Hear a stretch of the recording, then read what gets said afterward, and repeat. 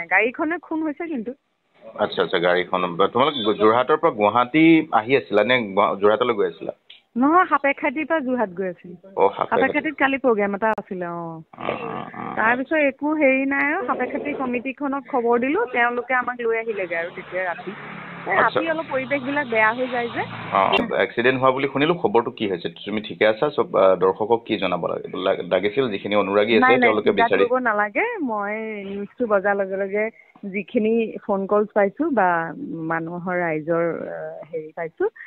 সকলোৰে আশীৰ্বাদত আমি ঠিকে আছো কাৰো একো আমাৰ শাৰীৰিক একো